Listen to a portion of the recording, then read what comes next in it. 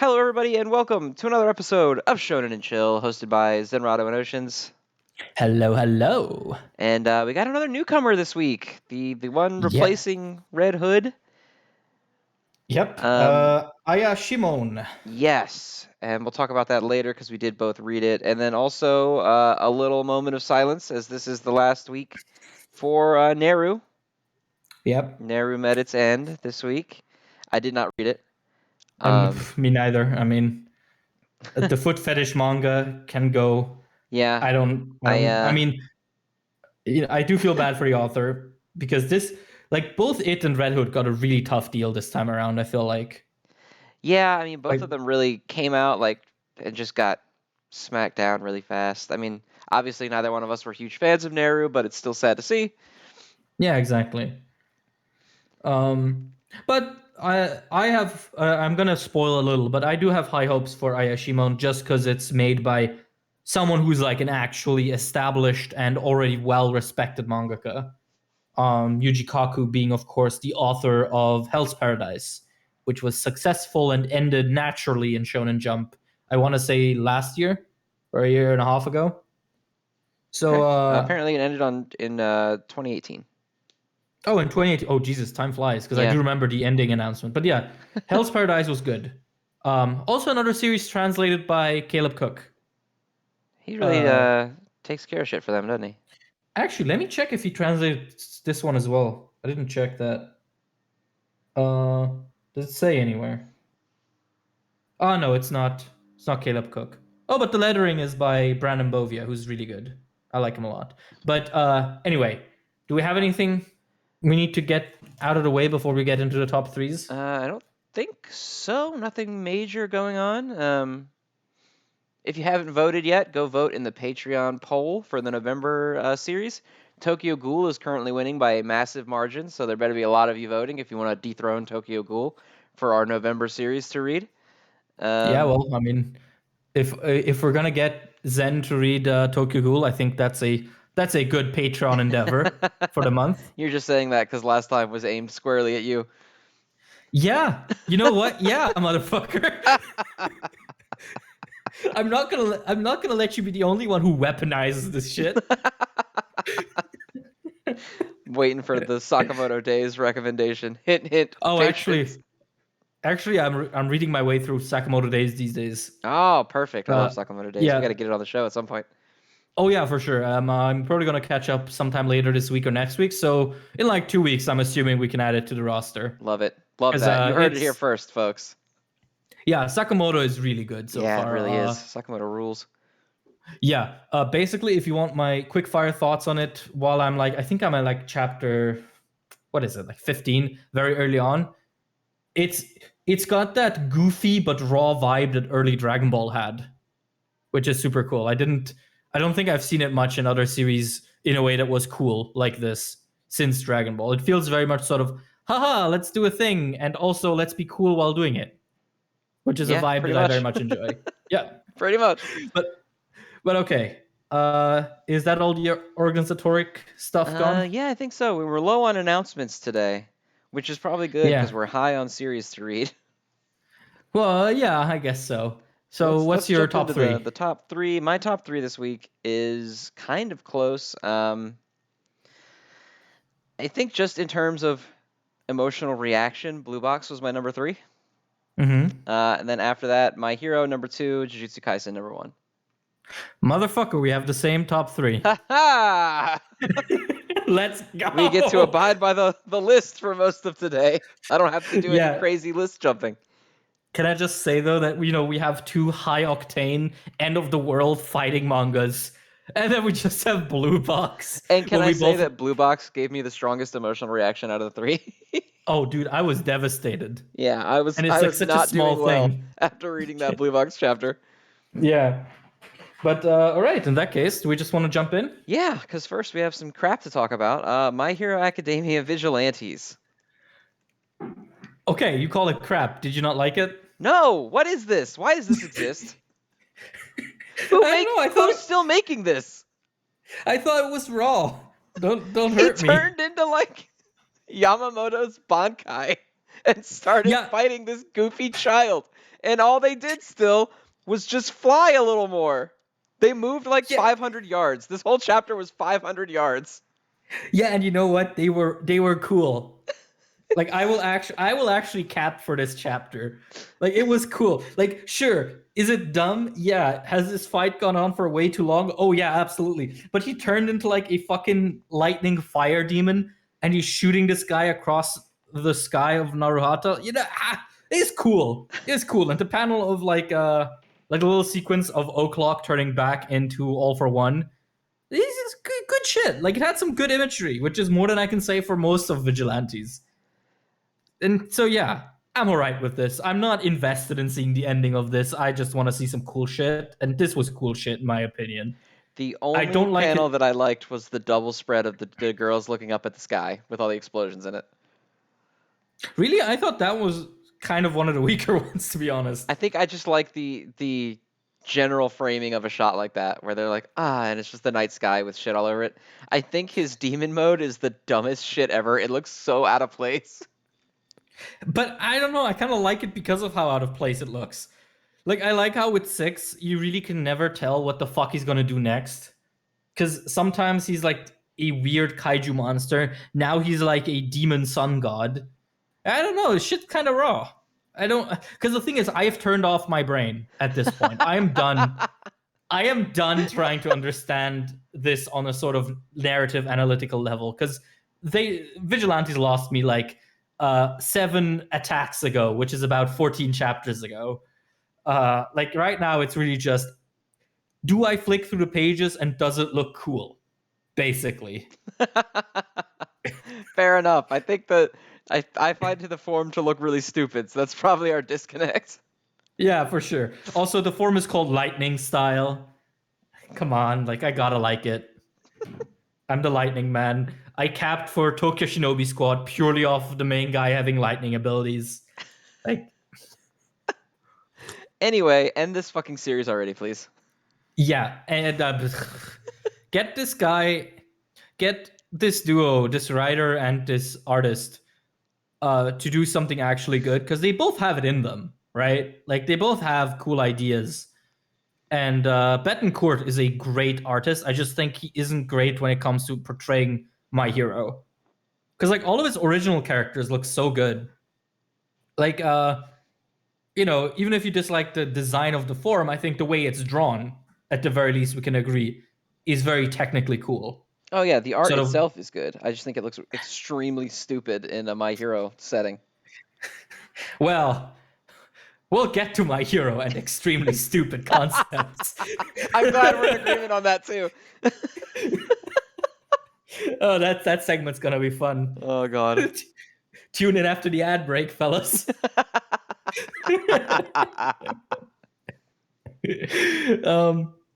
But yeah, honestly, aside from that, I have nothing to say in this chapter. Like, yeah, just end it. Yeah, please, it please was let it raw. end. Yeah, it was raw, but I'm tired. Out of 10. Just watching I'm this sleepy. goofy child in a hoodie fight some kind of demon. Wait, I want to actually look at this. This is chapter 113. When did this fight start? Oh god, I don't even want to know the answer to that question. Let's see. Let's see. Seems like it started at somewhere around chapter 101, 102, something around that ballpark. Yeah, 102, I think. 102 is the chapter where Koichi busts in through the window. So yeah, it's Yeah. been going on since May. One fight has been going on since May. It's almost Christmas. Our Christmas miracle is gonna be this series ending. Please, Santa. All I want for Christmas is My Hero Academia Vigilantes to stop making new chapters. All I want for Christmas is for the My Hero Academia brand to not be dragged through the mud anymore. That's impossible, but we'll talk about that later too.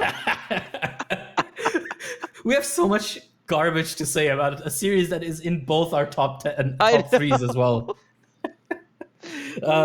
It really do be a love-hate relationship when it comes to Horikoshi. But we'll get to that. All right, I think we're Uh, good to move on for now. yeah, for To sure. the next one's gonna be Undead Unluck. Which was cool. I was kind of intimidated by the amount of text on that one double spread. Yes. So the I'm not even gonna lie to you. I did not read all of the riddles for the negators. I Mm-hmm. was like, I'm not gonna know them anyway, so I'll just wait Mm-hmm. until she goes for the card. But I liked Mm-hmm. her strategy because apparently she can control her powers now, Mm-hmm. which is dope. Yeah. I don't remember her being able to do that. Well, I'm guessing she sort of inched her way towards it, and this is sort of her Her big moment awakening for moment, that.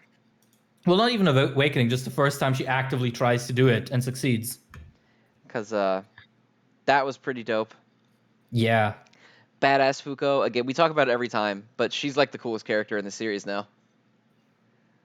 Yeah, for sure, for She's sure. like getting smacked around by this big ass demon, and Billy's like, "Wow, she fucking sucks at this," and then Annie's like, "No, she's actually awesome." I love their whole dynamic, where every time Fuko does anything, Andy's just simping hard for it.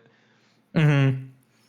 My king, Absolute king. my my loving simping king. But yeah, no, I enjoyed this as well. I will say, like, I did not, maybe I just overread it last week, but I did not understand. I didn't get that she lost the first round. It completely flew by me last week. Oh yeah, they So in this mentioned it right at chapter, the end that she lost the first yeah, round. yeah, like the final panel, I Yeah, it's checked literally again, like but barely touched on though. It's like one text box. It's like, oh, by the way, Fuko loses. yeah. So when this chapter starts with, oh no, now she's lost the first round. I'm like, what? What? Really? Yeah, I That mean, I think happened? it was literally, yeah, it was the very bottom left final text box that said the winner is spring in tiny text. Hmm. Yeah. Uh, Speaking of the ending of a chapter, though, this final double spread is so good. Yes, with her holding the card and just giving the smile while he's getting electrocuted. Uh huh. Fucking awesome. My queen using lightning abilities. Let's go. you're just you're just feasting this week on all the electricity and these panels. Look, all I'm saying, watching Kakashi kill Haku with the Chidori back in the day really awakened something in me.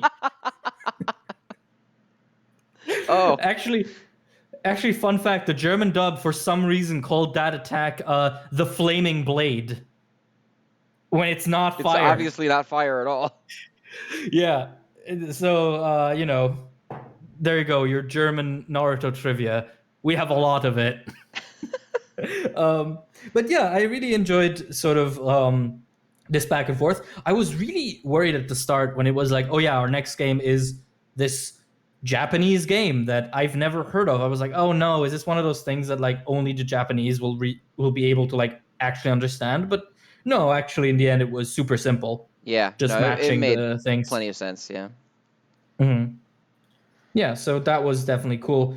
I like I like Spring's sort of pained evolution throughout the sequence also, where he like also gets darker and more aggressive I also, because I guess speaking about God is fine. Spring, I like Foucault's reasoning that actually they must be getting close to God because now he's directly interfering, trying to stop them, Oh, which is not yeah, something that I had really thought of before she said it. Um, but she's right. Like, yeah. That's actually a really good point. Now you say it. yeah, because well, she actually is the one that said it, because Billy's Hmm. talking all that shit, and she's like, yeah, but up till now, all God did was give us negator abilities, but now he's trying to butt in to the fight between Hmm. me and Spring. So clearly, we've gotten that much closer. Yeah, which also makes me wonder, like, what kind of character God is going to end up being I in don't this know, because series. anytime you depict just straight up God, it's a little weird. Yeah, I mean, I don't know. On one hand, I could imagine it sort of being like an Uma, sort of like Spring, sort of more monstrous in design. On the other hand, I could also sort of see it being just a very typical anime character design, just sort of super powerful. Yeah, Think I'm Gojo. probably leaning toward it's just like a person, Hmm. just like an anime person, but I think I would almost like it more if it was some kind of crazy Uma.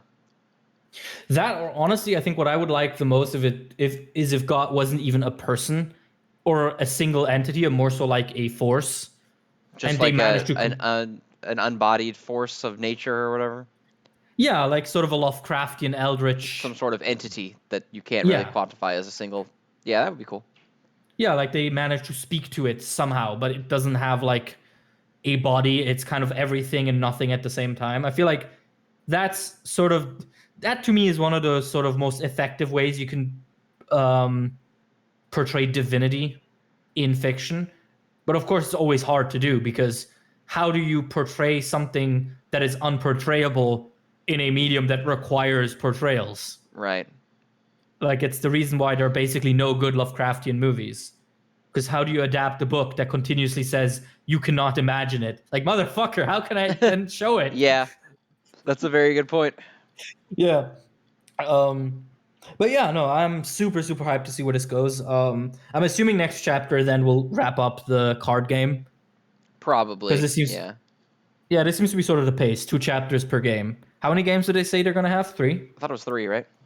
Yeah, magic number. Yeah. Everything comes in threes. So, all right. Yeah, I think that's sort of my verdict on Undead Unluck. Yeah, Really it was cool. cool. I mean, we're not learning anything crazy in a lot of these chapters, but seeing Fuko like control her powers for the first time was fucking dope. It was raw as hell. Mhm. For sure. For sure. All right, let's All right. see. Next up on the list, we've got Witch Watch. Witch Watch. Uh, This one was kind of weird. it was a little weird, but I think I liked the joke mostly that Uh everyone's huh. just a crazy anime trope. Mm-hmm. I liked it. A Yeah. lot of JoJo references in the chapters this week. Well, not just reference. Jotaro straight up appears in 2 chapters this Yeah, week. two different series. But yeah, I mean, I liked it. I thought it was weird that this deep into the series we're getting another like full chapter joke, but I guess last week's was as well. Yeah. So there's like no two ways about it. Yeah, I mean, it seems Um, like the formula is going to be like mini arcs split up between these long, like, joke chapters. Like, I yeah, don't think we're going to roll into a full, like, we're just a like, we're not going to go Mashle style, where it's just a continuous narrative anymore. yeah, for sure. Also, one thing that's interesting is that I don't know if you noticed, but the other chapter that has Jotaro in it this week had to have a copyright notice next to it, but Really? I did Witchwatch not notice doesn't. that. Yeah, in it's in Ayashimon, and when you go to the panel that has like all the anime characters, underneath it, it has a copyright notice for each of them. Huh. That's weird. Why wonder why I didn't have to do that with Jotaro in this one? Because it's straight up just a picture of Jotaro. I know, like it's weird. Wait, let me find it real quick. If I can, yeah, you see Goku, Kinnikuman, and Jotaro, and then you have copyright Bird Studio Shueisha, copyright Shueisha Inc., copyright Araki Hirohiko, Lucky Line Communications. Yeah, like just Huh. under the panel. Oh, yeah. Oh Guess no, so. is Witchwatch gonna get sued? I don't think that Shonen Jump would have published it if they was going to get sued. I mean, true, and And it's frankly, I not the can't first time believe. they've talked about JoJo in it either. Yeah, and I mean, I can't imagine that Lucky Line Communications and Araki specifically would have a problem with copyright infringement. You know, Yeah, that's a good point as well. Then again, you never know. yeah, I mean, you do really never know, but I do think that a series that has pretty much made it impossible to translate it faithfully in any series that has in any land that has a working copyright legal code really gets to talk about copyright. Yeah, but the law is the law. They technically could if they wanted to. I mean, yeah, but being able to isn't always the same as should have to. Oh, I agree they shouldn't, but I don't think that's stopped very many lawsuits in the past. That is also true. Uh, I mean, we'll talk about the law in a later segment. Tune in after the ad break, fellas.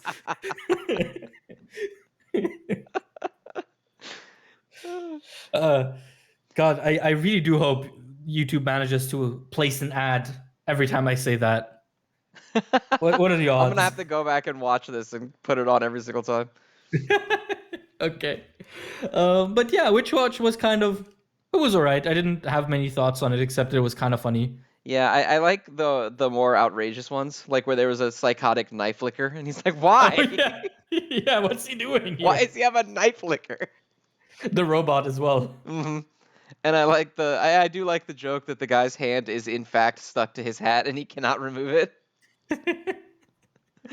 It's a similar phenomenon to when Jotaro's hair and hat became one. Also, the poor translator who had to add a note there explaining what a lolly is. Yes, When that the was probably unfortunate. yeah, oh well. Oh well, what can you do? They We also are did dealing with he did it Japan. for Shota as well. Oh yeah. Although the explanation for Shota is much shorter.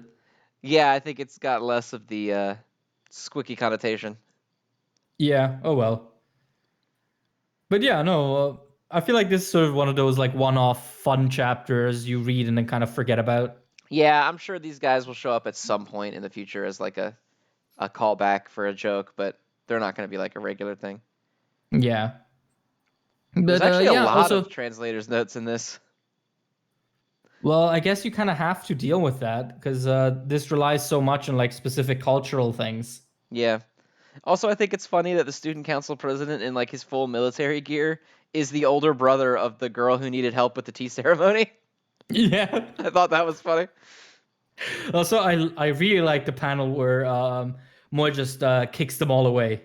I think that one's Yes. fun as hell.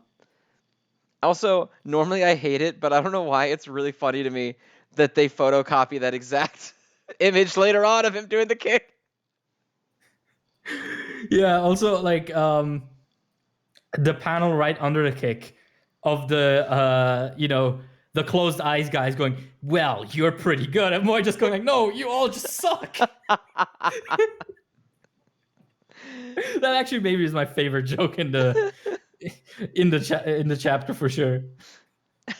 I also like how they give this whole thing about how magic is bad for the student body, and they're actually just jealous.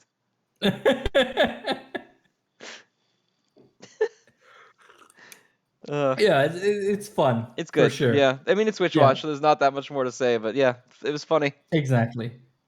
It's just what it is. Jotaro out of 10. Jotaro out of 10. I'm all right with Yes. that. Copyright, whatever, whatever. Don't sue us out of 10. All right, so it looks like next up is going to be the Elusive Samurai. Yeah, I'm not gonna lie, I didn't feel this chapter very much. It was a lot of talking. I thought the end was cool. The where they're like, "Uh-oh, fucking bad guys, we're gonna have to do shit next chapter." That was nice. Mm-hmm. It was just sort of a lot of. Again, I think he's struggling to really convey the military strategy in an interesting way. Because I Mm-hmm. thought the beginning was good, where they were like, "Yeah, that fort sucked. We were just gonna bounce out of there," and I was like, "Oh, okay.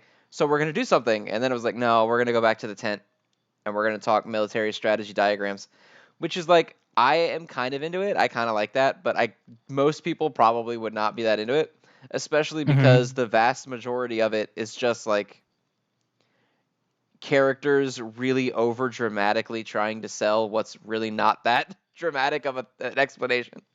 Like you got the Mm-hmm. panel of the girl, which is probably my favorite panel in the chapter. And she's like manipulating the speech bubbles, and they're like wispy and crazy, and really all she's doing is like, hey, you should move some troops to a different fort.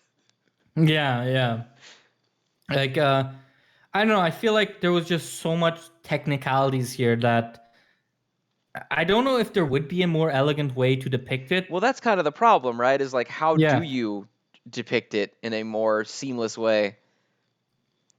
Yeah, because honestly, the moment I see numbers and equations, that's it. You've lost me. It's just addition. Look, if your number isn't included in like an attack name, that's it. I'm done. I'm out. I can't cope with it. The Shonen brain rot's too powerful. You ask me what's 20 times 4 and I vomit. You know, like this is where we're at right now. But yeah, I don't know. I think that really held the chapter back for me. Just a lot of strategy that I don't care to necessarily understand. because I'm just not that invested in the Yeah, and I minutia of think it. it's similar to the problem I had last time. Is it's a relatively simple strategy. Move Hmm. troops to different spot, but they spend like Hmm. 6 pages explaining it to you, and it Yeah, just feels exactly. unnecessary. Like I feel like you could spend more time just being like, "Oh, we're gonna do this," and then moving on, and get a lot of page Hmm. space back. But you know, Yeah, it is what it is, yeah. right? But I Guy is back, and that's good. Yes, I-Man is back, and they're gonna fight, and I'm about that. Good, good. I assume someone's gonna show up to help them because it's 100-on-3 right now. Yeah, although you know how Guts from Berserk is the 100-man slayer. Maybe our main character will become the 100-man evader Oh, it's just and just like manage to get but out of he's it. got his buddies. They can't get away too. They're not as good at I evading as him. he's gonna lift them up. You know, when you're so good at something. They're gonna feed off of his energy and just evade just as good as Exactly. he does. Exactly. They're gonna give him some of their spirit energy, and he's gonna I don't know escape. Like see ya suckers. See ya, nerds. All right, Yeah. but that's really all I have for elusive this week. Is just figure out a less cumbersome way to convey the military strategy, and I'll be all about it. Yeah, exactly. Like very much one of the weaker chapters for me. Yeah. Um, don't put me in that tent again out of 10. Let me out of the tent. Not the tent. Not the tent again. All right. What's next, Magic All Man? right. Next up is Mashle. Oh, speaking of chapters that are like just one long joke. This one Yes. was good. Yeah, this joke was amazing. When he starts running around the magnet so fast that it doesn't have enough time to pull him in. Yeah. So fucking But funny. he just starts orbiting it. He's orbiting it and chopping the spiked ends off. This is the stupidest shit, and somehow it's raw. And then Like, he turns his quote unquote wand, which is just a stick of iron, into a baseball glove. yeah. Remember how last week you called Shigaraki's little hole Looney Tunes logic? Well, okay. Like, It feels less offensive in a series oh, that's basically Looney Tunes Bleach. okay, that's 100% true. But I just wanted to point it out because yeah, this is something I'd imagine Bugs Bunny doing. He's like he does a scoop and flip to himself. And then his attack is called shoulder magic. Yeah, well, all of his attacks are like muscle magic, right? But honestly, I think the part that took me out is the final panel. I was like, I bet some aroma candles will go great with Yeah, this he's mood in like lighting. the The endless eternal void void. of eternal darkness, and he's like, this mood lighting rules. Oh my god, dude. Is the final twist of Mashle gonna be that Mash is gonna become like an indoor architect designer? Because we have him building like furniture, and now he's talking That's about mood right, he's a lighting. craftsman. Oh my god. The final reveal of Mashle is gonna be that Mash is the one who builds Hogwarts. By hand by, in an by hour and a himself. half. Yes. Like this is just the Harry Potter prequel with like 90% or 100% less bigotry. There's a little bigotry, A little bit, yeah. but only towards Mashle. Well, Uh, Mash himself. But yeah, no, this was really cool. and Like it's one I of think next week we're gonna actually get like a fight, uh-huh. because shit, what is that dude's name? Top? I never remember his name. No, not Top. Dot. Dot. It's Dot. That's what it is. Yeah. Dot and Top, Lance Top is from Undead. are gonna fight these two, which is gonna be pretty cool. Yeah, like now that Mash is out of the picture, we can get like an actual shonen fight and not a gag. But then I wonder how long he's going to be out of the picture, because I wager at some point he's just going to be like, they lost, so I punched my way out of this. Like, how could you go through the darkness? And he's like, bro, I just opened my eyes. I simply saw better. I simply saw harder. With like a little panel of him lifting weights with his eyeballs. Like, what? You've never worked out your retinas before, pussy? He welds his baseball glove into like glasses, and like they don't do anything by themselves, but they give him the confidence to see. They're just frameless, like lensless frames. Yeah, there's the placebo effect of it helps him get through it. Uh, The thing is, that's entirely possible. it's Within completely Mashle's. within the realm of reason for this. But yeah, again, not a chapter I have a whole lot to say on. Just fun. Just a whole bunch of fun. Yeah, and the thing is, even when it's being stupid like this, like I liked this fight. I thought it was cool. Yeah, exactly. Yeah, so I like that they could do gag stuff without taking away like the cool aspect of the fights. This is a really good way to like mix the funny and actually cool. Like when he puts the spin on the ball so that it doesn't like Yes. follow the magnetic force and it shatters through. Shit's awesome. Yeah, exactly. That Like was unironically raw in what is yeah, it's obviously a funny fight because 2 seconds before that he did a scoop and flip to himself. I don't even know what that is. It's a baseball move. Yeah, as I said, I'm neither American nor Japanese, so I don't care about baseball. That's fair. Yeah. But yeah, no, I really have to agree. Like I like how even though we're sort of in the end game, there's like no shred of seriousness, and it kind of elevates the story more than it hinders it. It feels like less of a sort of, oh no, things are serious now, and more in the vein of, look, we're reaching the end, so let's celebrate what Mashle really is about, which is goofy, dumb Looney Tunes logic. And yeah, it's really endearing. Yeah. I There's a lot of heart in Mashle, I'll say that. Absolutely. Like you can absolutely feel that the author not only loves everything he writes, he also believes everything he writes. Like, yeah, of course Mash can turn his wand into a glove. Why wouldn't he? Like, come on. Obviously. I like how they even pointed out when Dot was like, did that just get more mass? Yeah. Oh, I love it. So good. Just Bugs Bunny out of 10. But yeah, Bugs Bunny out of 10. Mash rules. Fucking love this shit. Absolutely. All right, what's next on the list here? Looks like it's gonna be Dr. Stone. Dottor Pietra. This was very much a just chapter of Jesus. What's happening? Yeah, this was like, let's just.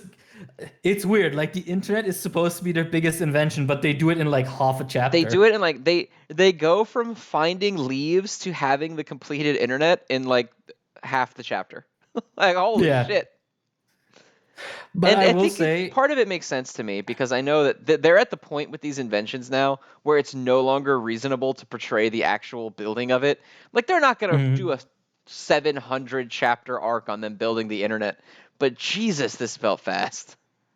Yeah, but I guess in a way it kind of does work for me, just in the sense of at this point we've gotten so far in the story. I feel like they've earned achievements like this fast because you also sort of have exponential growth of their own scientific potential because now they have so many hands on deck. They have so much like pre-established knowledge that they didn't have before.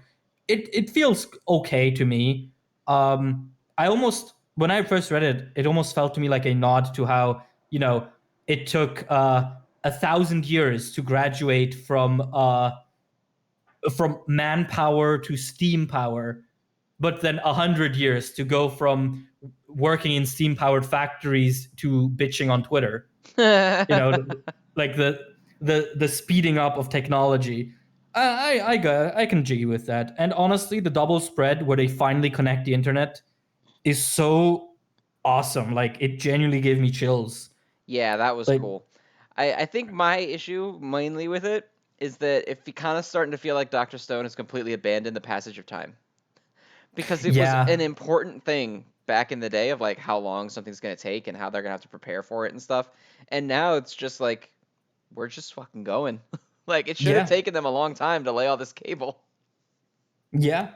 But now it's kind of, I mean, I kind of get it as well because I feel like right before, because now, the stakes are really high. They're on their way to finally confronting Y-Man. I feel like at this point, introducing something like the internet as like a longer issue to be solved would almost take away from that. And I'm sure one could Yeah, I find can a see way that. to, to still tie it in. It would work, but I can respect sort of just going zap zap zap. Let's get to the part that people actually want to see.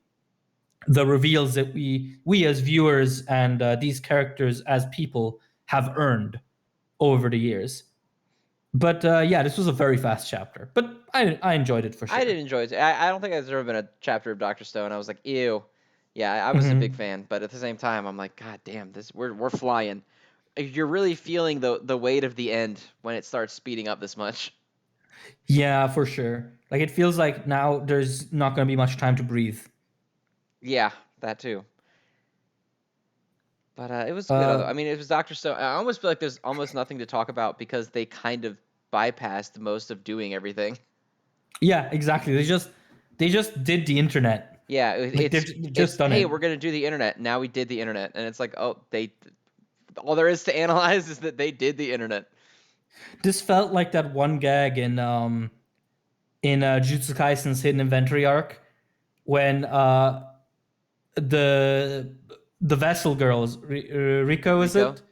Yeah, when her nanny gets kidnapped and they're like, we now have to go and save her. Are you ready? Yes, I am. And he flipped the page and they've saved They've her. already saved her. Like this, like that's how this felt to me in a way. Yeah, just we have to build the internet. Oh, okay, all right, we have the internet. Yeah. Like we have to build the internet. Next page, they're beefing on Twitter. I think Twitter got name dropped in this chapter, didn't it? Well, yeah, because I mean, we discussed it last week as well. Twitter is the thing they use to pinpoint Yeah, to where the Medusas came figure from. out the origin of it. Yeah. Yeah, so, but yeah, definitely very cool. I can't wait to see sort of where we're going next. Also, that final little panel of the astronaut, Boichi bothered to like draw in the reflection, the helmet, and it's like an entirely different detailed moon surface with a rocket and the Earth, and it's Mm-hmm. like that's way too much effort for what is like the size of a post stamp, my dude. Are you okay? Boichi's the goat, man. I don't know what to tell you. I don't know what to say. He is weekly mangaka and YouTuber and streamer. Like Jesus, The man gets the few do job it like done. him. He gets the Yeah, job done. absolutely, absolutely. But yeah, I think that's kind of my shtick on Doctor Stone Yeah, for there's this just a week. finite amount of stuff you can talk about when it goes that fast. Exactly. Looks like next up is Ayashimon. Ayashimon by Yuji Kaku. This is, of course, the new series for the week. So if you haven't heard the name yet, that's because it just came out. You should read it. It was Yeah, really good.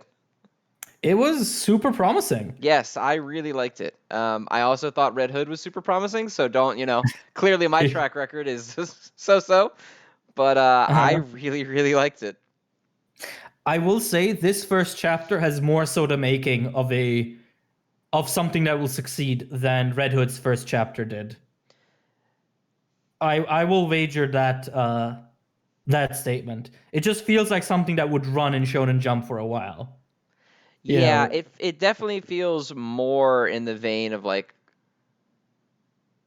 kind of Mashle almost in comparison yeah, to something else that's more serious. So I think that alone probably helps. But also every character is likable, the world is cool, the concept is cool. It's got demons in yeah, it, and they really do be loving that over at Shonen Jump. yeah, and I don't know, it has a sort of grunge to it that Shonen Jump seems to really like these days. It's a quality that I would before associate mostly with Bleach, but now I think the most permanent symbol of sort of that style of storytelling would be Jujutsu Kaisen. Mm-hmm. That sort of, I don't know, it's hard to describe that sort of feeling that you're reading a story made by and for wannabe delinquents. Yeah. Yeah, yeah, and it's like it feels very much in that same vein, sort of Bleach, Jujutsu Kaisen, Chainsaw Man, that rougher, more unhinged style of storytelling. Because I mean, first of all, this is a manga about the Yakuza, which writing anything about the Yakuza in while you live in Japan is certainly a move that you know is sort of a statement of intent of, hey, I'm putting my balls into this, quite literally. True. And then it also has that sort of, the main character isn't a goody two shoes. He's just a guy who wants to fight a lot. Yeah, he just wants to be a protagonist of a manga, so he thinks it's cool to fight, and then he realizes there's nobody to fight. Yeah, which is cool. I think overpowered characters also work well in Shonen Jump lately. If you think about Gojo and Makima and the like, it feels like it's something that a lot of series are now attempting. And I don't know, I think it has a lot of good chances also because, of course, it kind of taps into that powerful magical world with a very not underpowered, but non-power participating protagonist, because obviously he doesn't seem to have superhuman abilities. He's just really strong because he just broke his fist a billion times when he was a kid. I don't know. I can definitely see this being like, oh, actually, you're something. Because remember, she said that she thought he was one. Yeah, I mean, it's possible. I could definitely see you it could going always that way. go into Also, that. it might have my favorite spread of the entire week, which is when he does the Kamehameha and just punches the guy. And then the disclaimer: note, this is not Not an a actual Kamehameha. Yeah, because I posted on Twitter and I saw someone say, "How come you like this but not Roboco?" The answer is Roboco isn't raw. Next question. Bingo. Like, this guy lifts a car and gets horny because he gets like his ribs broken for once. Yeah, I think for part of it for me with like Roboco is that comedy manga is hard. It's hard to do when that's all you're doing. And it feels Yeah. like Roboco's jokes are not only the core of the series, but it's also just like referential humor. Like, hey, I'm aware Shonen Jump exists. That's funny. And I'm like, okay. This has actually got something going on. The references are just in it as jokes while it's doing its own thing, which I also think is good, even without them. Yeah, basically, I don't like comedy because I don't like to laugh. Laughing is not raw. We don't approve. Yeah. Laughing is weak sauce, just like friendship. Also, have you ever played the Yakuza games? Very little, but yes. Yeah, so I started playing them like this month, and they take place in the fictional town of Kamurocho, which is based on the real town of Kabukicho. And now this series comes along about the Yakuza set in Kabukicho. What's the universe trying to tell me here? They're making a statement. It's like when you Google something too much and it starts showing up in your recommended on your social media pages. Yes. Obviously, yeah, the no, author was watching hit podcast Shonen and Chill for inspiration. Of course. I mean, all authors in Shonen Jump do. We've been known. Well, yeah, that's why they canceled Neru, because we took it off the show. Yeah, and that's why they canceled Red Hood, because they saw me happy.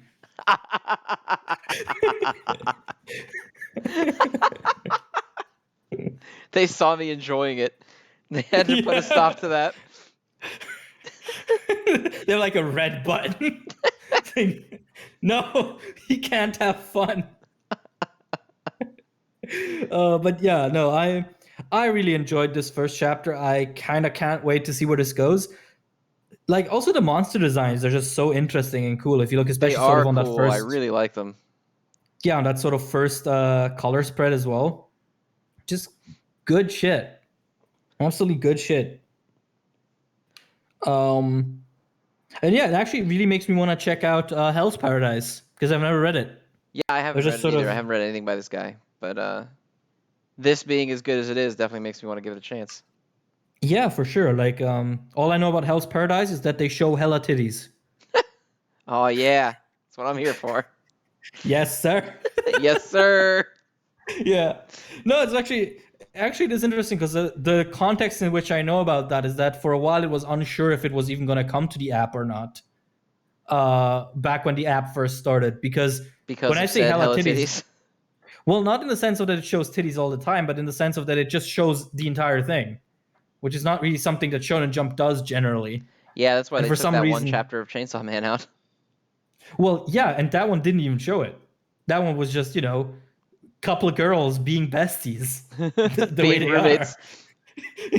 Being just exceptionally good friends with each other. The You best of know, friends. yeah, look, when it's winter and you got your friends with you and you got to get a little cuddly, like it's normal. Men, women, everyone. It don't Gotta matter. snuggle a little. What's wrong with that? Yeah, gotta give your homies a little visit from the cuddle monster. No issue with that. Oh Uh, I'm glad the show can stick to its core identity, which is aggressively homosexual. god. Well, you got to do what you got to do, right? Yeah, exactly. Oh god. So yeah, since we've started flirting, I'm guessing that's all we have to say on Ayashimon for the Yeah, first I mean, week. it was a short segment for a new thing, but it was the type of series it is. It's very Mashle-esque. I like the characters. I think they're funny. I think the designs are good. That's all I got. Hmm. Yeah, I really like the main character. It's weird. He kind of feels like a more meatheady version of Yuji in a way.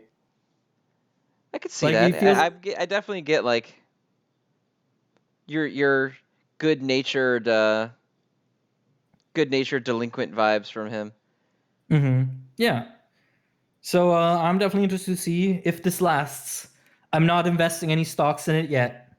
Yeah, I Uh, mean, you'd be crazy to at this point. But, yeah, my I'm estate is hoping still for the best. recovering. Yeah, for sure. So yeah, hoping for the best out of 10. I guess it is.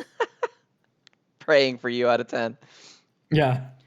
All right, so Uh, next up is we're finally in the top 3 territory. It's time for Blue Box. Pain, Absolute pain. Unbelievable pain. dude. Uh, I don't think I've ever had a series sort of make me relive the worst parts of my teenage years as much as this shit. Right? Like It really Jesus. does. Yeah. Like it's weird because it isn't even like focusing on like huge terrible things, but just these small interpersonal wounds that you just have, not because they're like super deep, but just because at the time they felt like such a, gut punch. And it just makes me relive all of that. And so consistently as well. Like the whole panel, I don't think that's a good thing. Like, oh my god. Yeah, that like, oh, dude, it crushed Fuck. me. Which is cool because it kind of puts us into the position of the main character as well, which I think is super impressive that it's sort of put us gave us so much sort of engagement in this love story that we're a kind of parallel to the main character in wanting this to work. Yeah, that's a very good point. Yeah, because, man, like when he told them later what she said, I was like, oh my god, Yeah. I'm, I'm in agony. Yeah, like that's rough. The two of us getting closer isn't a good. Oh my fuck. Ugh. Uh Oh, huh. why did love have to ever be a thing in life? Why can't we just do without it?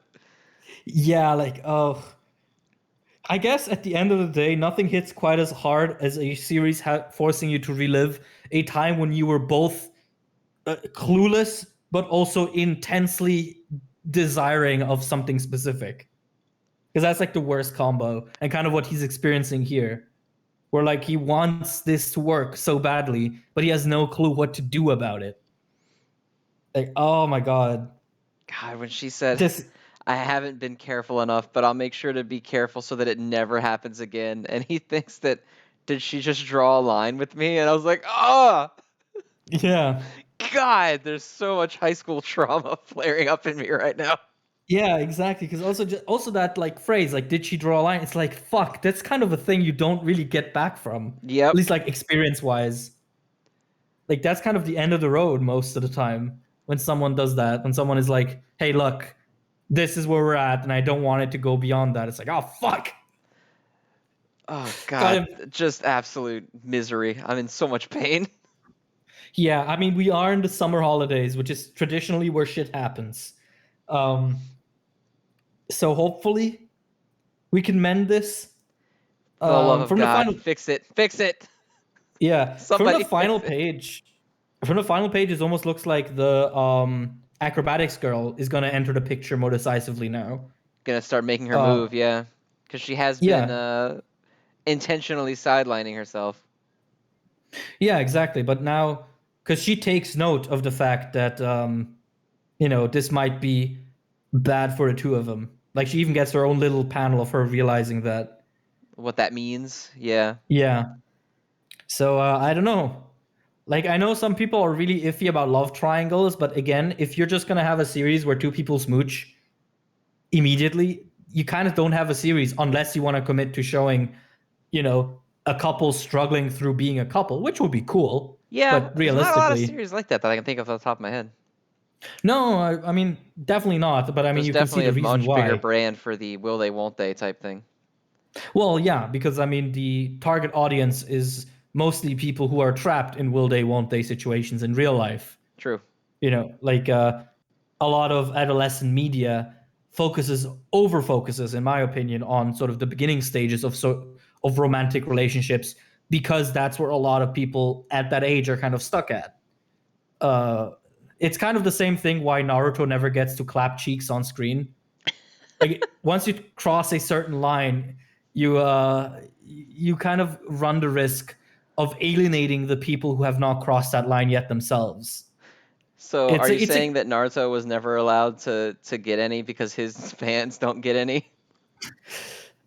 His fans are like 12, we're supposed to be 12. You heard it here first on Shonen Chill.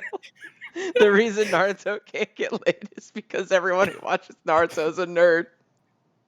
No, the reason Naruto can't get laid is because everyone watching Naruto can't get laid either. So, if you are currently watching Naruto and want him to get some, you know what to do.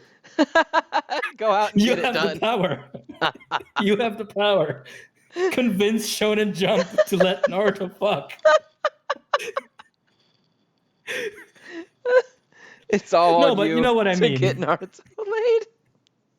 No, but you know what I mean, right? Like there's this Yeah, sort yeah, of I do. I do. yeah, because I don't necessarily even agree with that. It's just I guess, a mantra in storytelling. Because I think, yeah, let's have all these shonen characters go through a full romantic and sexual development. It doesn't have to be like graphic or anything. Just acknowledge the fact that these are human beings with human needs. I kind of like this about Blue Box as well. That there's sexual attraction is a thing in it, but it's not gross. It's Yeah, not it's not done in like a pornographic-esque sort of way. It's not designed to be like exciting to the great. reader. Yeah, It's exactly. just It's an more so just like acknowledgement that it is a thing that happens. exactly, but at the same time, it's like not. It's not so understated that it's unbelievable. Like this is a teenage fucking boy Like in My Hero, full where of it's barely there, oh my, and they're all living in the dude. same building. Yeah, yeah. My Hero really needed that romantic subplot or like side arc where everyone just gets it done, but Just the we're the never sheer getting it. fact that it's like a high school class of everyone living in roughly the same room, and you're like, there's Mhm. absolutely no way that these characters are all just like, okay, bye, good night. No one talk about Yeah, it. yeah. I mean, and whenever you bring that up, people are like, "Oh, ew, why do you want these kids to fuck?" And it's like, I don't want these kids to fuck on screen. I want the show to convince me that these kids exist, and people who exist want to fuck. Unless you're asexual, which you do you. But a vast majority of people have some thoughts regarding sexuality, and it's weird how a lot of media aimed at an age group that first discovers these topics just dances around having to deal with them. I think it's Because like, interesting that like Jujutsu Kaisen has almost none of it in it. There's really mhm, none at all.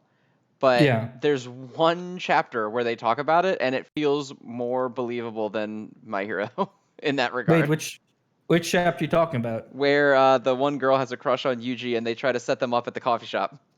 Oh yeah. Well, I mean that's still sort of very general romance, so that's not really going into sort of that. Oh, sure, but I just mean that in the sense that like there's so much real shit going on in Jujutsu Kaisen all the time that they really don't have time to focus on like who's Yuji got a crush on. But like Yeah, of until course. right now with My Hero, it really hasn't been. But Hmm. the most they've ever really done is Deku like gets cartoonishly blushy when Uraraka says hi to him. Yeah, yeah, I've grown to read this like that in everything. Because, like, it feels so. Okay, this is a hot take. Two characters that are clearly designed to get together, never doing anything beyond like blushing at each other, is the romance equivalent of the main male character continuously walking into female characters getting dressed. Yeah, It's just I can see that. teasing. It's just teasing something that you don't have the balls to commit to and do properly. Yeah, it's Because weird too, because it's like I hate it in any series. Like Naruto was super bad for this, where there's absolutely no build up between characters, and then at the end you just start pairing them off. yeah, Oh, Naruto had sex with this one, Sasuke had this one, this blah blah blah blah. Like, god damn, there was no build up to these. Like Hinata and Naruto had a little, but it never felt like mhm. reciprocated. It just felt like Hinata chasing him hardcore. Same with Sakura and Sasuke. Yeah, like for me, it really is just that Hinata and Naruto get saved by or saved, get a little salvaged by Naruto the Last, which does a lot of heavy lifting for that right at the end, and also is just a good movie in my opinion. Well, yeah, that movie is Uh, all about like, isn't that the one where it's about Naruto realizing that he's in love with her? have you not seen it, No, I don't fucking watch Naruto. dude? That's like the one Naruto movie you need to watch. All It's right, I'll really watch it. good. I read Naruto, but I ain't gonna go out of my way to watch their movies. But if you're vouching for it, I will watch it. Have you watched the first Naruto movie, the one in the Land of Snow? I have not watched any Naruto movies. Oh my god, you are just. Uh, I don't I like can't believe Naruto that much. What do you want from me? I am making extensively gay hand movements at you right now. Uh, I don't even watch movies from series that I like a lot most of the time. didn't you go and watch the My Hero movie recently? No, Wait, I have never didn't seen you? any of the My Hero movies, and I never will. I thought I saw you tweet about going to the cinema for it, but maybe someone else Neo did it. did. Anyway. Oh, I haven't seen the Demon no. Slayer movie, and I'm not. The first anime movie I'm gonna watch in a long time is Jujutsu Kaisen 0. Oh yeah, of course. I mean that makes sense. You get off on that one. Yes, that's Uh, my one exception to the rule. yeah, no, but Naruto the Last is really cool because yeah, it's basically about Naruto sort of finally reciprocating it, and it is a bit rushed because of course it's a movie. It's not 700 Well, chapters. yeah. Yeah, but I think it does a pretty okay job because it sort of has him. It addresses the fact that he was so much of a dumbass that he never understood what she, Never put it you know. together. Yeah, and then, like in a situation like that, you can use the buildup of that past 700 chapters as like fuel, so you don't need to do all of it at one time. You know. Yeah, exactly, and Sasuke and Sakura technically has a lot of buildup, but all the buildup is just Sakura being obnoxious about Sasuke. Well, right. It's So just her pining after him, and him constantly going, "Get the fuck away from me." yeah, I mean their most erotic moment is when he penetrates her with his lightning sword, which isn't which isn't traditionally how romances are written. Oh Jesus. Yeah. And then I mean all the other romances in Naruto are whack as hell, except you know what? Shikamaru and Tamari. Is that what you're about to say? Yes, Yes. that's the good one. That's the good one, especially because the filler does so much for it. As well, because at the end of the Naruto anime, because Studio Pierrot, I guess, really wanted to just make money, they had a bunch of filler arcs before the ending, before the actual ending, and one of them was pretty much just, hey, here are all the characters dating. So they did Temari and Shikamaru. There was Sai and Ino. God, that's the worst one. That's the worst one by far. Yeah, but that's because both characters suck. I mean, yeah, but also I don't think they even interact. No, they do. They do. I think once They do in one because I time, and it's calling him hot. I'm pretty sure, it's Ino calling him hot, and and then then him Sai being like, calling. "I don't like women. Get away from me." I think Sai calls her ugly, and then Naruto bumps in, and Sai calls him gay. Yes, Yeah, which he's that's because correct about. yeah, I can't believe. Like, can you fucking believe that if you don't count Naruto filler and the movies, the only on-screen kiss in Naruto is Sasuke in the Sasuke and beginning. Naruto. Yes. I can completely believe that. Like, that shit's absurd. People get so mad at me about it, but I swear to God, Naruto and Sasuke are the most believable romantic relationship in that series.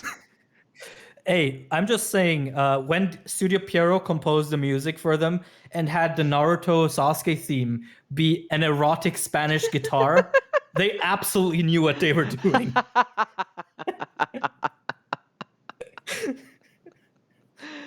Oh my God! But I mean, yeah, This, like Naruto pines after that man for 7 years. He's like weeping on the ground in the snow. I'm like, bro, that goes yeah, he's beyond like, your buddies. he tries so hard to bring him back and is so happy when he succeeds that he completely accidentally forgets to abolish the child soldier system he hates at the end of the series. Tell me I'm wrong. Oh That's my exactly what God. happens.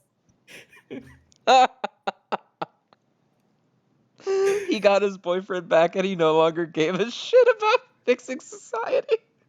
Yeah, like that's the thing. Oh my fucking Naruto, God. the world of Naruto is not better by any means at the end of the series, save for like the peace treaties are a little more respected, but that's it.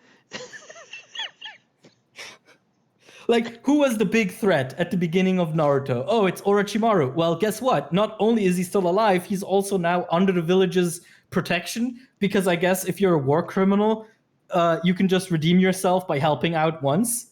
Yeah, I think being a war criminal, getting redemption in Naruto, you just have to be Naruto's friend. Like, Yeah, literally. if you're friendly with him, he's like, oh no, it's fine. Yeah. We're So cool. that's a problem. That's a problem Naruto didn't solve in 700 chapters. The child soldier system, well, he happily sends his son into it. Like, no questions asked.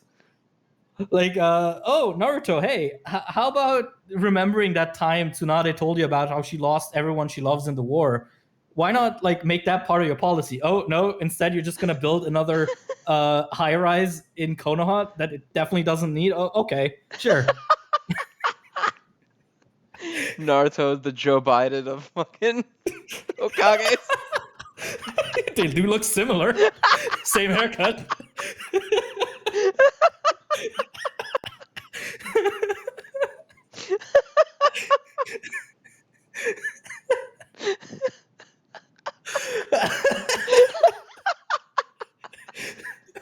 Oh, I think if there's one segment in our entire lifespan as a podcast that is going to upset the most people, it's this one. Probably, yeah. We've got the most like carpet bombing coverage of.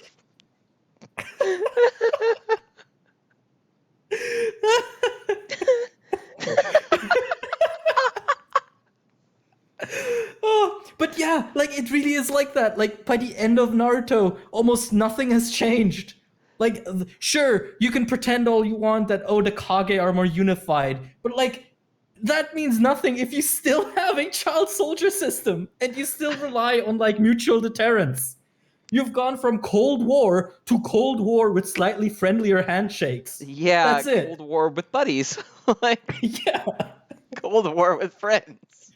And yeah, like it's also so funny because when you read up to like the Pain arc, it's clear that the story wants you to believe it's leading to this sort of demilitarization of ninjahood, because like that's the whole thing of the Pain arc. But then the war happens, and I guess Kishimoto was like, "How can I realistically uh, talk about demilitarization while trying to make war cool? I guess I can't." Anyway, here's Sasuke. Well, I think the issue is the same thing that we've hated about Boruto the whole time, is that it's just like, it's why Vegeta can never grow as a person, right? Because they want to Mhm. make money on the people that like it. So like Yeah, I you know. can't make Boruto into like, hey, the themes of Naruto have been honored and respected, because then you don't have Naruto 2, which you want to use to Yeah, make money. I mean, that's the actual reason, but it takes me out so much thinking about how, this is a series that included a scene of Tsunade getting traumatized by being bathed in the blood of her husband in the middle of a battlefield after they were both deployed as way too young soldiers. And then it ends with Naruto happily sending his son to war. And there being like no problem with it. Like the series never talks about. It's so weird. Like pretty much once the war ends and the ending of Naruto happens, the notion of being a ninja and being a soldier at the age of 12 is never again brought up as like something negative. It's just a constant of the world. And as Yeah, you said, it's it's just mostly like to a make thing money. that happens. Yeah. Just accepted fact of life. Yeah. Just accept it. It's so. Oh my god. Okay, so we have the Naruto fans that are upset at us. We have Boruto fans that are upset at us. We have the Democrats that are upset at us. Get vaccinated. There we go. Now we're the anti-vax that are upset at us. Are we missing anyone? Are we excluding anyone? That covers most of the base. I mean, are you lumping all conservatives in with the anti-vaxxers? Of course. Like, I mean, trans rights. There we go. Yeah, okay. Yeah, now we're Now done. We've hit every now we have possible all of them. base. Yes, now we have made everyone mad. If you are mad at me specifically, just remember Zen is my secretary when it comes to that. Bastard. Hey, You say this like they don't do that anyway already. I know. I just like reminding you that this is your fate. It serves no function other than my bemusement. Boy, the people sure are gonna be happy to see like a 20-minute long blue box. I know. I was session. about to say the blue box segment is 20 minutes long, and I think we talked about it for 8 of those minutes. Okay, my verdict on Blue Box is that being a teenager is so painful that it made me relive the trauma of reading the ending of Naruto. There you go. That's my soundbite.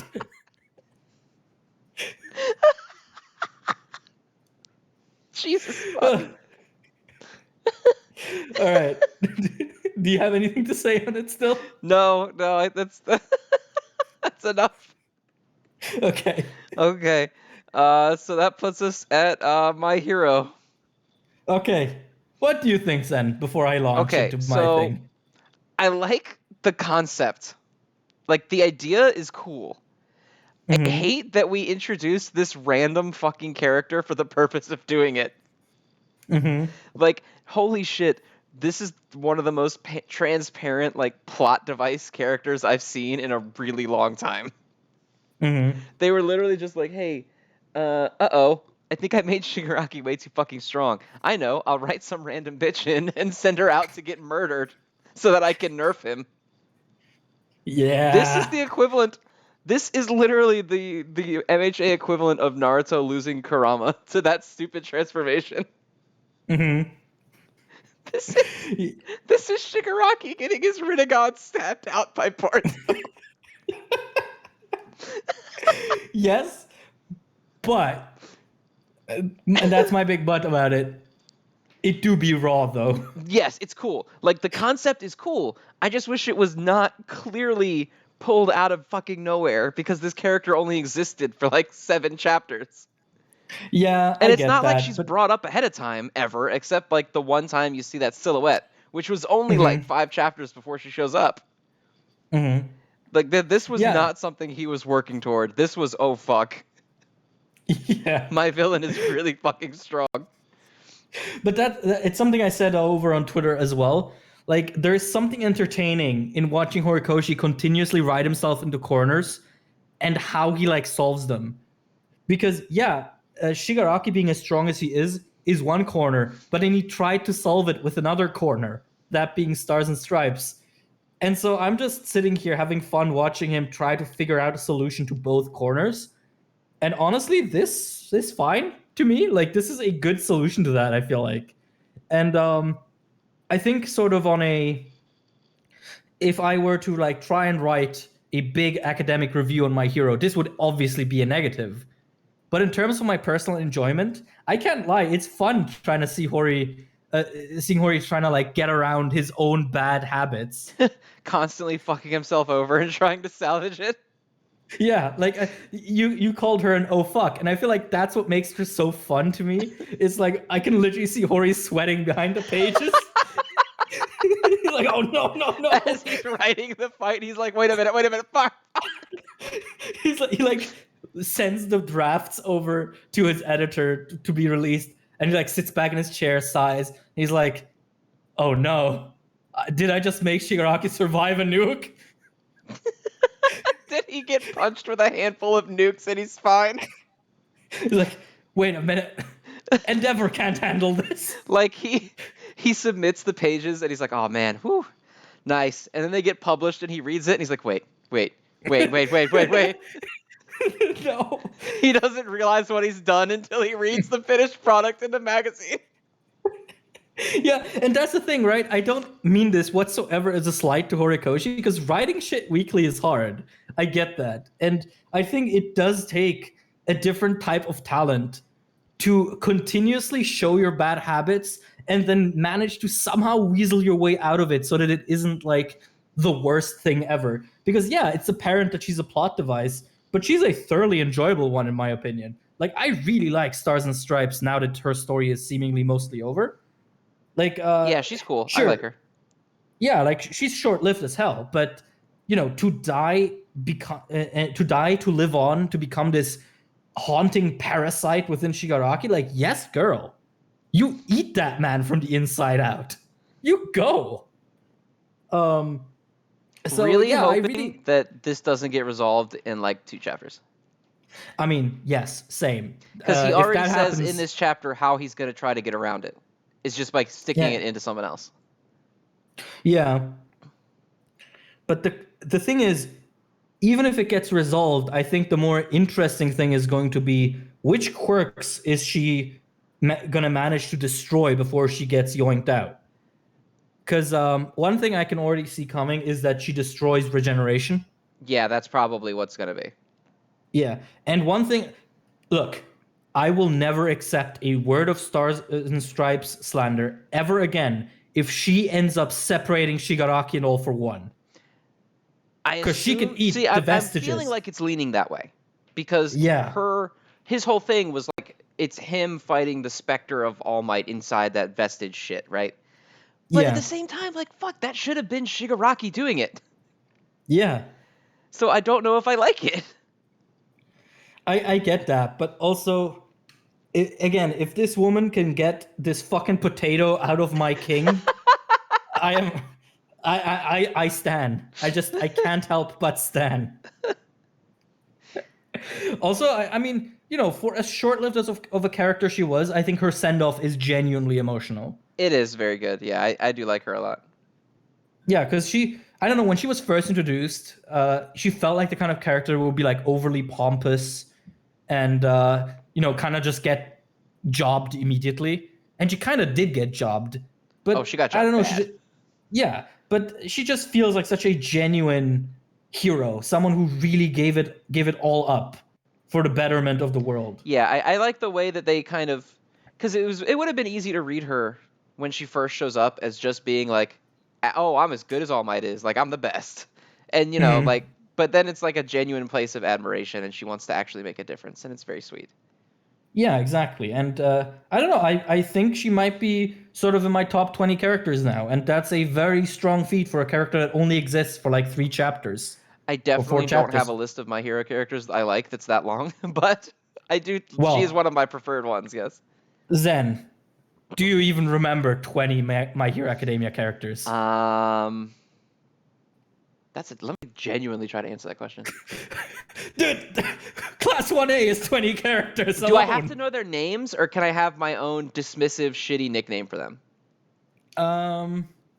Yeah, sure. Let's do dismissive, shitty nickname. Okay. Then you definitely get to 20, no? Okay, so there's Deku, Bakugo, Taser Boy, Tailman, Mineta, Ida, Momo, Earplug Girl. That's 8. Tokoyami, Todoroki, probably. I should have said him sooner than that. That's 10. That's 10, halfway.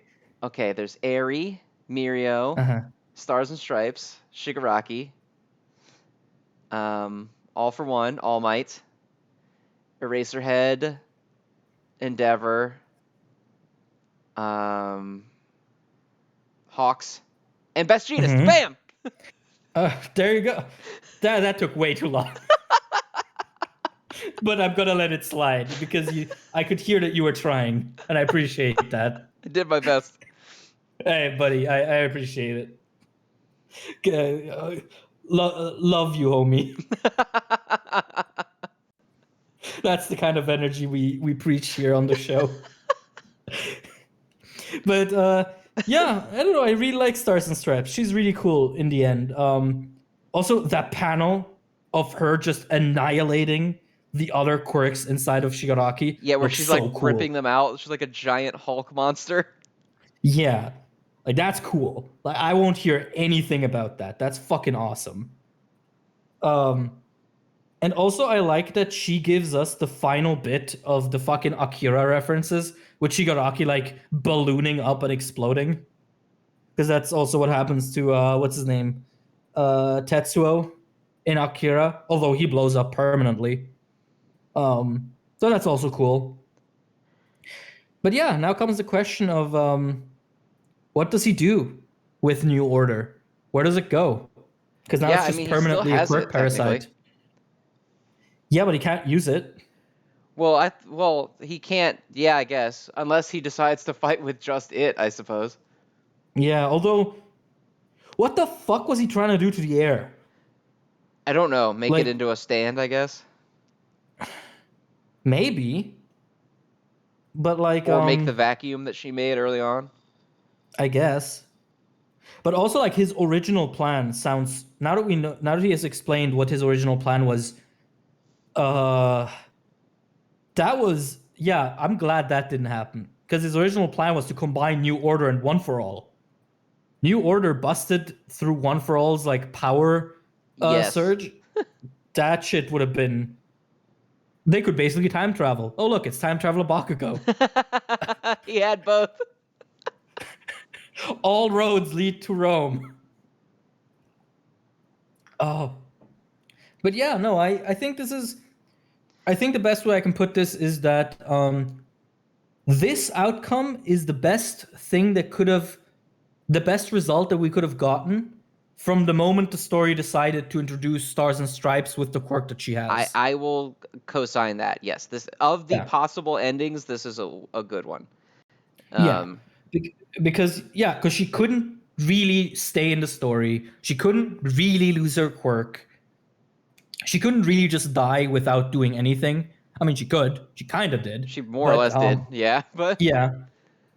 But this is cool. Like she leaves the story, but her influence remains. And while that is very transparently a plot device, at the end of the day, all storytelling is just plot devices at different levels of opacity. So I'll deal with it. I'll cope. so I'm coping. for New Order in general, do you think it's just gone now? Like, do you think that I can't use it, so I'm just? Do you think he gets away and sticks it in a secondary bad guy they're gonna have to fight? Do you think he sticks it in one of the pilots as a last ditch effort to save himself, and that pilot becomes a character?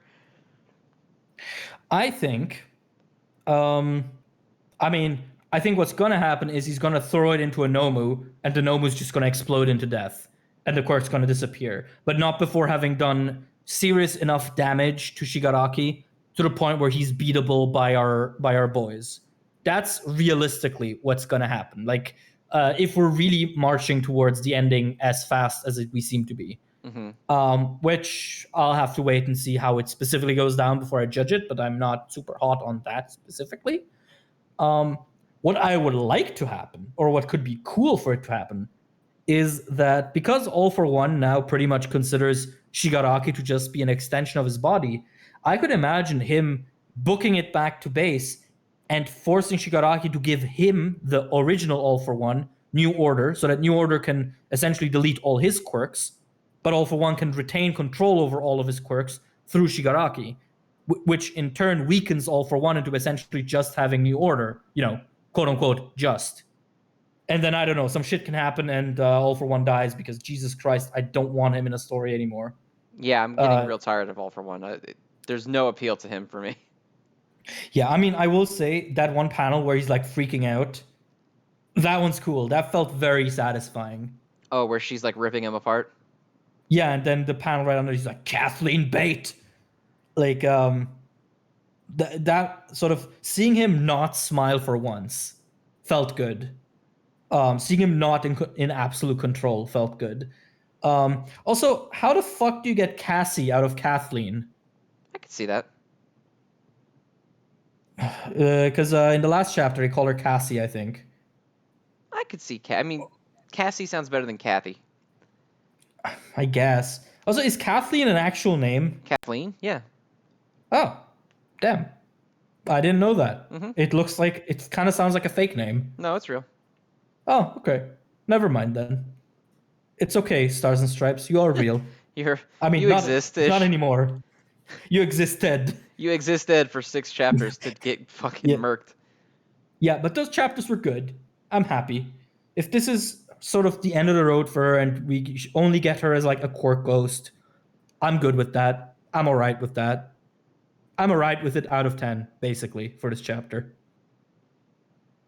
Yeah, That's that's my fair. It that's my definitely could have verdict. been worse, but boy, did it feel like it could have been better. Yeah, well, I don't know. I think I've said it a few times. I don't know if I've said it here or on Twitter or whatever, but there is this weird feeling of just exhaustion around My Hero. Like it's just trying to end itself as quickly as possible It definitely without. does feel that way, where they're really Yeah. just trying to be like, can we be done now? Yeah, exactly. And like, can we be done in a way that is like sort of dignified, that isn't just a one chapter, oh hey, I beat everything off screen kind of deal.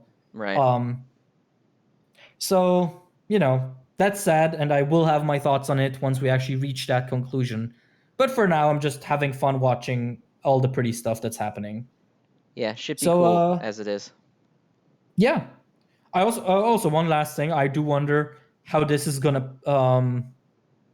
what this is gonna mean for sort of the global situation of heroism, because one, she's the person who is kind of keeping uh, villain organizations globally in check. So what the fuck's gonna happen there? And B, Shigaraki, a Japanese citizen, has just killed the U.S. #1 hero. Uh, what are we gonna see the Americas do? I Are feel they gonna like that do? the answer to that question is going to be largely nothing. Oh well, I feel like that's a really that's great idea and totally could go in interesting places, but also I don't feel like the series feels like it has that much life left in it to start exploring that. that's a good point. That's definitely a good and very very sad point. Yeah, I feel like the answer is America has done its job, and they're going to be like, well, Stars and Stripes, she didn't get our approval for that, so we're just going to not talk about it. Yeah, it's just gonna be like, uh, oh well, it kind of sucks, but we trust in this random Japanese kid to do it for us. Yeah, we're going to have faith in this little Japanese boy to take care Yeah, of business. exactly. Little kid man, you go do it. Basically, yeah, I think so. I think that's what Ba- it's going to be. baby boy man, go and save the day. Little Kidman. You got it. All right. Do we want to wrap it up with I, the final boy? I believe it is about time to talk about the last boy in the barrel here, which is Jujutsu Kaisen. Shockingly. Yeah. Why don't you go? This Since shit it's your baby. fucking ruled. So, okay. Jujutsu Kaisen's fight choreography is crazy good, by the way. It's so fucking good. Shit flows perfectly. The earlier part, like all of the stuff with Higuruma, like transporting his gavel between hands and shit, looks so good. And it's also super Mm-hmm. easy to follow. Like, it never got Mm-hmm. confusing or weird. All of the cool shit that he and Yuji are doing, like the various moves they're pulling on each other, like the exchange where Yuji tries to grab the gavel and he flips and like dissipates it out of Yuji's hands, so good. The whole fight was awesome. As for Yeah. content of it, I really like the new analytical Yuji figuring this shit out on his own. I don't think we've really Mm-hmm. seen him do that much prior to this, Mm-hmm. which is awesome. Also, I saw a theory on Twitter that I kind of agree with, that Higuruma is going to side switch a little bit here. Yeah, I saw that as well, and I agree. Because I think Uh, he's going to look at the evidence and realize that Yuji is not telling the truth. mhm. Or, at least the conviction would be wrongful, I suppose. Maybe not telling the truth isn't quite as cut and dry. But someone pointed out that he got the same look on his face that he did back when his other client got found guilty when he knew it was bullshit. So I think we might get maybe not a good guy, but at least like assistance from Higuruma here. Yeah, like I think that's actually very likely, in my opinion, because Higuruma's whole shtick, right, is that he is really devoted to the idea of not being constrained uh, by conventions of justice, and instead being utterly devoted to truly finding out how to administer justice in the first place. You know, sort of being disillusioned with the idea of courtroom politics, essentially. And I think if Yuji gets convicted of murder, even though he really didn't do it, that would kind of be the epitome of courtroom politics. You know, like, oh, there reasonably is very little opportunity to actually blame Yuji for what happened in Shibuya, but because there are dead people and the guy that says he did it, we're just going to take that at face value. So yeah, I definitely can see this causing a conflict within Higuruma. And also, I just like this for Yuji's character, where he pretty much doesn't hesitate to confess. And whether or not this is a ploy on his part or genuine, it really does feel like he absolutely 100% blames himself for what happened. Oh, he 100% does. Yeah, a Yeah. million percent does. You're like, that look. Which it also That- makes this interesting in that it could, because Yuta kind of had a talk with him about this that didn't really go anywhere and stuff.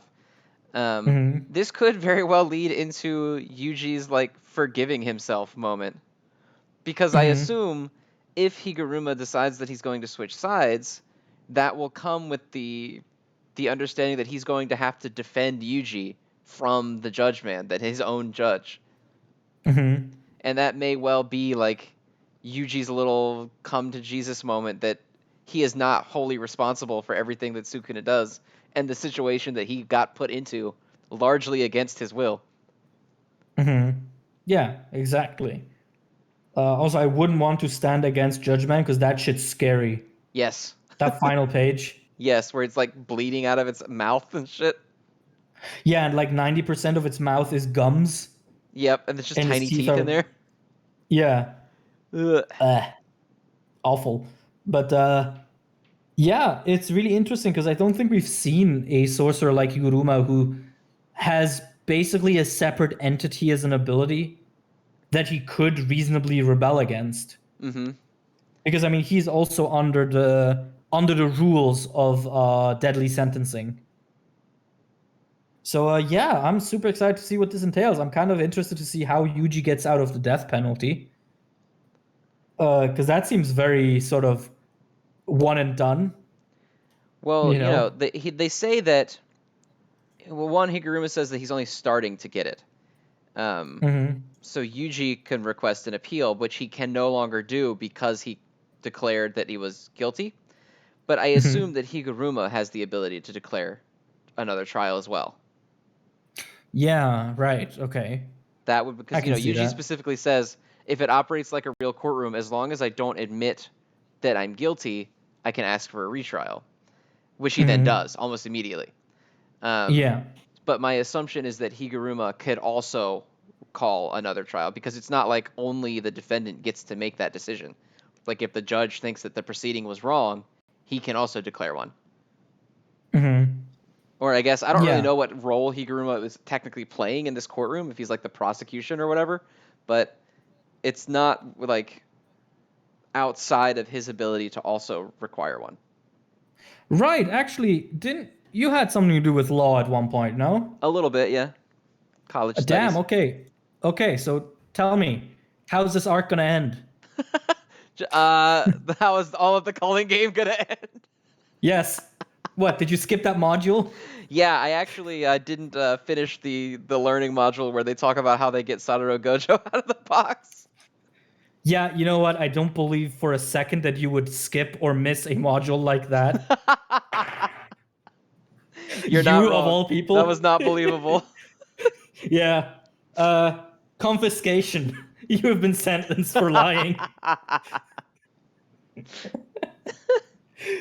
But yeah, so what do you think? How is this sort of gonna play into the larger part of the culling games? Like, do you think Higuruma is gonna become sort of a more consistent part of the series, or is he just gonna die? I don't see him sticking around for too long, just because we Mm-hmm. already got Hikari and Yuta for that purpose, and it seems Mm-hmm. unlikely this is going to be like recruiting a big team. But I guess it also depends on how long the culling game is going to go because of how many characters we're already down, right? Like, a lot of our cast is mostly out of commission, barring like Mm-hmm. Yuji, Megumi, Maki, Yuta, and Hikari, and Panda, I guess. Mm-hmm. Um, so if they need more characters, I could see him hanging around a little bit more. I don't think he's really going to join anyone. I think he's going to defend Yuji because you're right at this point that his power is kind of rebelling against what his ideal is, and it's not what he wants. Mm-hmm. And then I think he will assist them with the rule thing that he wants because he'll have a little come to Jesus moment or whatever. Um, and then I think he'll mostly just fuck off, either killed or defeated or whatever. I think realistically they just part on good terms, and then we get a wham shot later on of like a big villain having killed him. Okay. Okay. That Because sounds he's a good. character that we know is strong and we know his power set or whatever, and we'll Mm-hmm. get like a whammy of the next major antagonist and like holding his corpse or something. Mm-hmm. Okay. I can jiggy with that. That sounds about right. Because I think unless you like, I guess because I'm just trying to think of the pacing of the culling game, how long it's going to have to be, because you've got Yuji having this fight right now, which I do think is going to be some measure of him bouncing back from like I'm just a shitty nobody kind of mindset Mm-hmm. that he's been in since Shibuya really broke him. Um, Mm-hmm. but then we have to go to Megumi, who's going to have to fight this guy, and this guy's fight is not going to be the same unless we really do start going down the route of Megumi is just becoming unhinged and he's starting to murder the shit out of everybody just because he wants to get his sister out of there. Um, and then after that, where do you go with the characters, right? Yuji is going to have to find Megumi, but how's he going to do that? He doesn't know where he Mm-hmm. is. Megumi doesn't know where Yuji is. They have no idea where the other one is. Yuta's not here, so we could shift focus to Yuta or Hikari, I guess, because they're off doing their own thing. I don't actually even know where Panda is right now. Yeah, that's right. Wait, what the fuck is Pan? He's Where got the to be fuck is the somewhere, bear? but I have no fucking clue where he is. Do you shift and bring Maki back in, right? Because she's just off fucking around somewhere, too. Mm-hmm. I think right now she's like in that portion of the Zenin arc where she's like killing everyone after the fact. That little ender where it was Mm-hmm. like over the next 10 days, all the other Zenins turned up dead. Yeah, Um, exactly. so I don't know when she's planning to come back in, but like I just don't see the culling game being a recruitment drive kind of deal. Mm-hmm. I would like it if it was, because I do like Higuruma a lot. I think his powers are really cool, and I hate when really cool powers get brought in and then immediately executed. Horikoshi. Um, Yeah. so I would like to see him stick around, but I think that his role being like getting Yuji to forgive himself a little bit more and maybe helping out, maybe not even helping out. Like he might not even agree to help them. He might just defend Mm-hmm. Yuji and be like, fuck off. And Yuji, because he did something nice to him, wouldn't be the kind of person that's like, sorry, I need those points. I'm going to kick your ass anyway. You know? Mm-hmm. Like, I think if him Yeah. and, Higuruma make nice, I think that would be enough for Yuji, and I don't think he would try to force the points out of him. Um, Mm-hmm.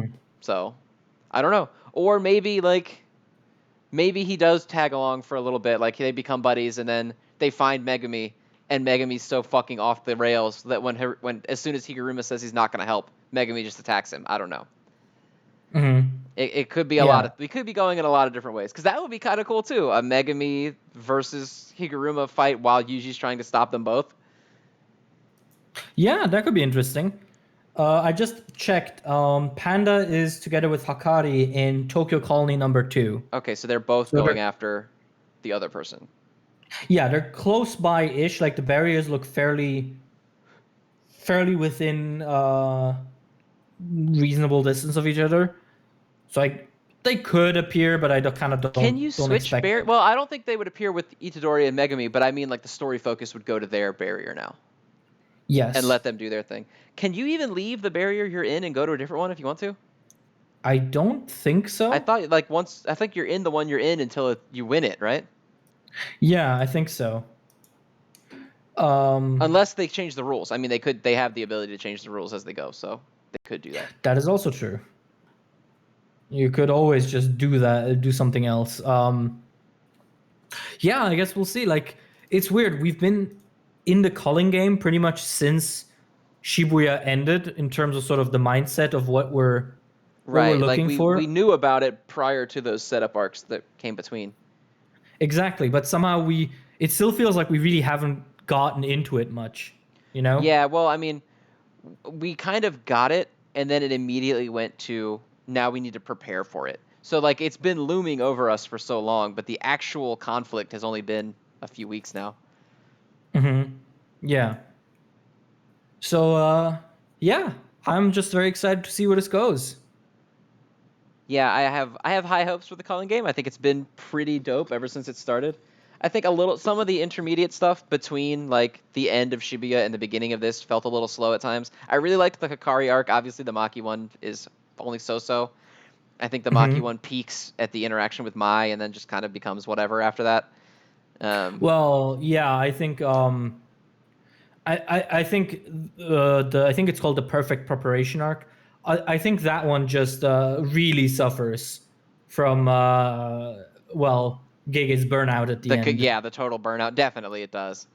Um, but like getting into the culling game proper has been really really good, and like all of it's been cool the whole time. So I'm really looking forward to seeing this continue. Yeah, for sure. Um, all right. Do you have anything else to say on it? Because I think I'm pretty much out. Yeah, no, I think I'm pretty good on it as well. Oh, I really like Yuji the way he fights. Like I brought this up a little bit before, but I love the general like his willingness to use the environment and stuff in his battles is really cool. It makes them all really dynamic. Like there's always shit going on. Like when he kicks the bathtub over at Higuruma, shit was dope. Yeah. Yeah, like there's a lot of creativity there and use sort of where exactly they are. It's still like, in my opinion, Jujutsu Kaisen is the second best series right now in terms of like fight choreography and just depicting combat. Oh, what's the best one? Sakamoto Days.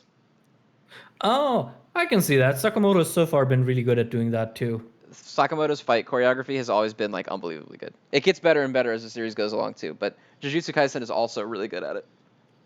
Okay, well, I'll uh, I'll keep my eyes peeled then Yes, as I keep read through going through Sakamoto. Sakamoto. Shit's amazing. All right.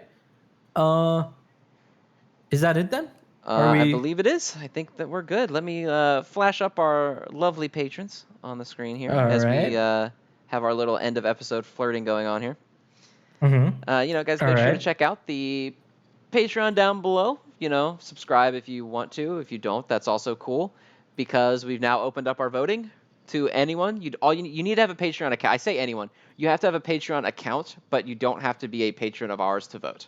Basically, is how it works. Mm-hmm. You Yeah. can't anonymously vote. You have to have an account. But after that, you're fine. And you can vote for the series that we're going to read for this month. Like I said, it looks like it's going to be Tokyo Ghoul, but it's only winning by like 10, I think. The second series, the one in second place, I've actually never heard of before. It's on the app, but What's I've never that? read it. It's Kubo Won't Let Me Be Invisible. Oh, that one. Yeah, I've Yeah, I've heard of I see it on it. the app. I've never read it. I think it's like someone said it's a romance series again. Um, Okay. and I looked at Does it and it? I immediately chose not to read it when I realized the app only goes up to chapter 6 and then it jumps all the way up to chapter 79. Oh, fuck. So I was That's immediately like, I'm not annoying. reading that. But it would technically fit the first. What did we do? The first 5 chapters? That would work for our little thing here if it does win. But So it's a romance series, but does it make me regret that I'm a cold, bitter adult that will never feel the joys and sorrows of teenage years anymore? Because if it uh, doesn't, it kind of doesn't hit. doesn't hit like Blue Box does. Yeah. Start competition, yeah. But either way, it's down by. I think it has 11 votes and Tokyo Ghoul has 22, and those are the top 2 places. So Oh, well, okay. In that yeah. case. But I will, of course, link the Patreon down below. I'll link the sticker store down below. Of course, Ocean's and his channel down below. As once again, if you watch the show and not him, I don't know how you made it this long. Hey, you never know. It's possible, I Y- suppose. And other than Yeah. that, I think that's all. All right. Oh yeah, do we want to do this live on the air? What do you think should be the thumbnail Oh yeah, we'll do for it live. this week? Okay, we have options. We could definitely do something with Yuji like in a suit and tie, holding like a speeding ticket, Mm-hmm. or we could do like Shrek with All for One's face on it, or not All for One, with Stars and Stripes face on it, Uh-huh. because she turns into the big monster thing at the end. Yeah. Or Because my idea was, we could literally just do our two, like the heads of our two avatar things that we use, just sobbing, with a picture of just the Blue Box Volume 1 behind it. yeah, we could do both of the, all three of those. But one thing I was thinking is taking sort of a Yakuza guy and putting Super Saiyan hair on him, so to represent the new series. Also good. All right. Super Saiyan hair with Jotaro's hat on the top of the Super Saiyan hair. Okay, yeah. Actually, you know what? I think I'm going to try and do that, just because that sounds really stupid. All right. Well, I think now we've given the people the full service in that case. Behind the curtain. Yeah. All right, everybody. Then we will see you on the next episode. All right, folks. Take care. Bye. Bye.